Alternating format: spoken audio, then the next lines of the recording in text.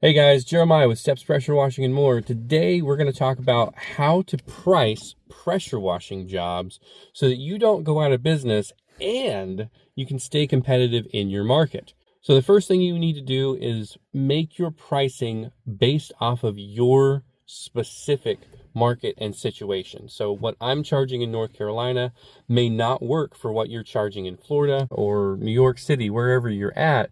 It's going to be very, very specific to your market. So we're going to go over a little bit of how I set my prices.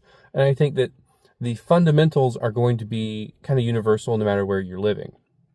So it is going to be expense plus profit is going to be my cost to do a job. So when I say expense plus profit, I'm going to actually break down my expenses into 3 different categories so that I'm able to fluctuate this number a little bit.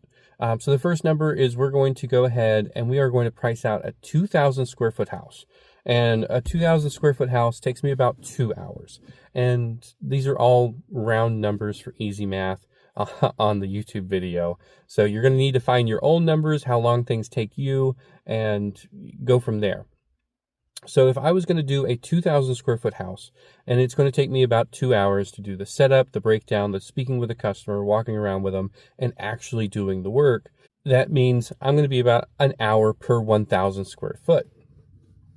So I'm going to break down my expenses on doing a 2-hour job with a 2,000 square foot house. So first of all, we're going to go into marketing. I need to spend money to bring these clients to me. And then when I get these clients in, I have to take the money from that job to spend money to bring more clients in. So it has to kind of be a constant cycle of marketing, sales, job completion, getting paid, and then reinvesting that money back into marketing to get more sales and then continue to grow your business. So I always put marketing as part of my expenses to do a job because I have to get that job first. So we're going to put in there $50 for marketing. Then we're going to come down to labor.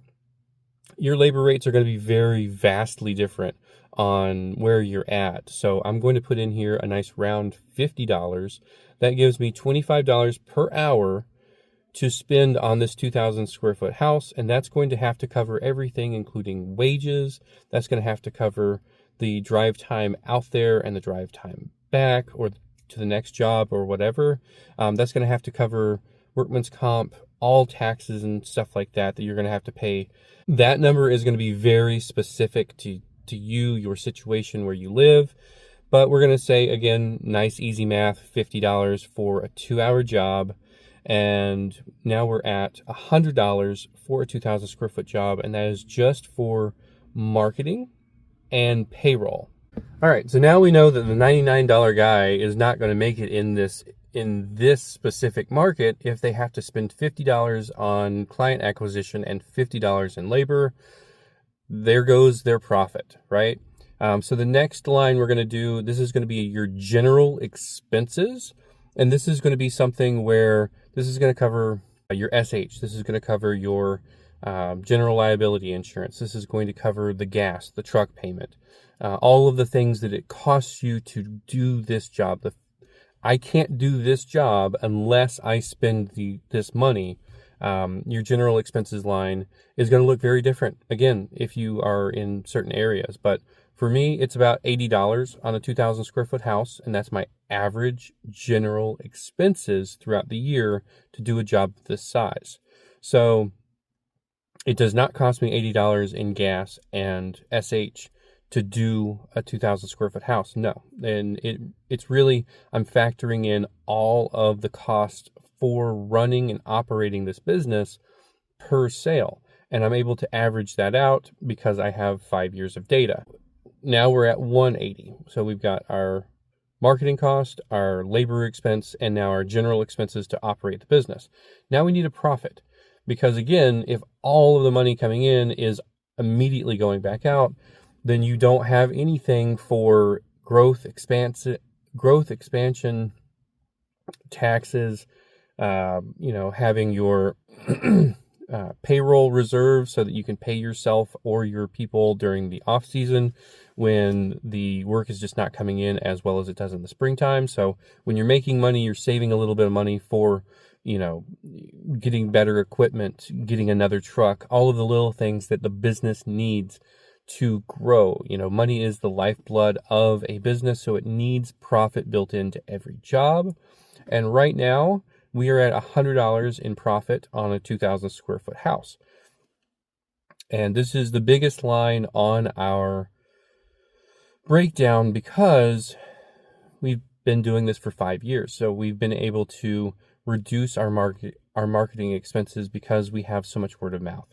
We've been able to reduce our equipment and expenses like that because we're not constantly buying new stuff all the time. We have a rig built up, and so we have more room for profit.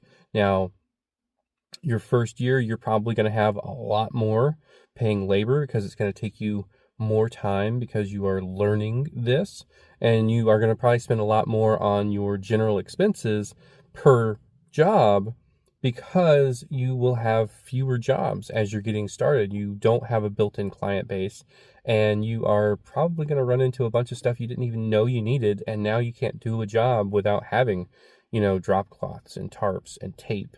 And you're going to need, oh, wow, yeah, I probably should get some safety cones so people don't trip over my hoses as they're, draped across a sidewalk. And all the little things that are going to pop up. So your expenses are going to be a little higher. And again, these are averages. So if you have fewer customers, your average is going to be higher. So we're very fortunate to be in a position where we can now price with profit as the largest item on there. So now that we know that all of these together is going to be about $280 for a 2,000 square foot house. That's my expenses plus my profit so that we can continue to grow and continue to get clients. So if I also know that this is going to take me 2 hours, now I have my average per square foot rate and I have my average hourly rate. And so basically all I'm going to need to do is take the $280 it's going to cost to do this job, divide that by 2,000, and now I have 14 cents per square foot. And if I divide these 2 hours down to an hour, it's $140 an hour. So you can price either way if you'd like, but these are going to be my baselines. So if I'm going to be going out and doing gutter cleaning, I need to make $140 an hour. And that is because if I was spending that time, it's an opportunity cost. Instead of doing gutter cleaning, I could have been pressure washing. And if I was pressure washing, I'd be making $140 an hour. So why wouldn't I want to do the same with gutter cleaning or window cleaning or any other service I provide? I now have my baseline of $140 an hour. And this can also translate to discounts. And now that instead of just saying, this is my one price and this price works for me, my market will support this price, I now know that if I'm at a customer's house and I'm trying to do multiple services, I'm, doing their house and their driveway, I can take $50 off. And by taking $50 off, I can take that out of my marketing budget for getting this client, because I don't need to charge the same client marketing twice, if that makes sense. So now I can say, hey, if you'd like, when I'm coming out there to do your house, I can do your driveway. Instead of doing the driveway for $180, I can bring that down to $130. I can offer loyalty discounts to my existing clients. I can offer discounted rates for doing multiple services a year. So when I'm doing my gutter cleaning, I can do $50 off if you're going to do quarterly gutter cleaning, because I don't need to remarket to this client over and over and over again. And again, the quarterly gutter cleaning isn't going to take 2 hours, but I'm able to cut down the labor because I know how much my labor cost is per hour of actual working. I know how much my expenses are per hour of actually working. When I run a deal and I say, hey, we're going to do, $50 off a house wash during the month of April. that's going to probably come out of profit. So now I'm profiting less, but I know where that money is coming out of. So if you take away one thing from this entire video is you have to know your numbers. You really do. It is going to be your specific market and your specific situation creates these numbers. Now, when I first started, I didn't have any numbers. I had done a few house washes for myself, my friends, my neighbors, family, and I had kind of an idea of how much I would use, but I was literally like, okay, my expenses are $25 per house wash. And it wasn't, because I wasn't factoring in everything else. So what I would say is, if you have a competitor in your area who is willing to give you some information and not gatekeep and say, hey, I'm really getting started. I don't want to underprice the market. I don't want to be stealing everyone's customers while I'm actively going out of business on a race to the bottom. I'm just looking to see how much you would charge to do a 2,000 square foot house wash so that I can go from there and I can build my pricing around kind of what the market can support. And what you have to watch out for this, and even though I would say that's probably one of the best strategies of getting started, to get your name out there, to get your business started, to get the marketing, so you know how much to quote for these. Don't rely on those prices too long, because remember, that's their price. That's not your price. And what you may find is that your competition is living off debt. They aren't making any money. They're not actually making any profit. And you don't want to build your business off of just one snapshot of what someone else is doing. So even if you use your competitor's pricing to get started, then follow your numbers. Make sure that this is going to work for you. If you're spending $200 in marketing to get a new client, the $50 is not going to work. And you're going to find that at the end of the month, you're going in the hole. So you have to be able to sit down and say, okay, do these prices that I'm currently charging work for me? And I either have two options. If I'm not making enough money to actually support this with the revenue coming in, I either need to raise my prices, which happens a lot after you first start, because you don't know how much, you don't know what you don't know in the beginning, or do I need to lower my expenses? Do I need to figure out what's not working? Am I paying, $200 for client acquisition costs on Google Ads to gain a new client, but I'm paying $40 client acquisition cost getting those clients through yard signs? And knowing your numbers and knowing where your money comes from is huge in operating a successful business, because if you run out of money, that's 85% of new businesses fail in the first 5 years because of cash flow issues. So they're either not making enough money, or they are spending more money than they can possibly afford. And at the end of the day, they can't pay themselves. They can't pay their crew. They can't pay their bills.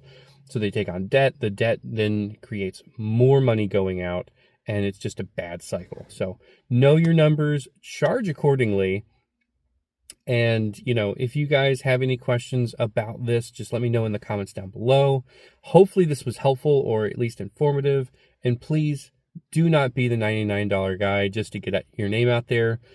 Charge what your market can support, and make sure that you aren't being the cheapest guy or the most expensive guy out of the gate day one. If you're out there charging $600 for a 2,000 square foot home, you're going to have a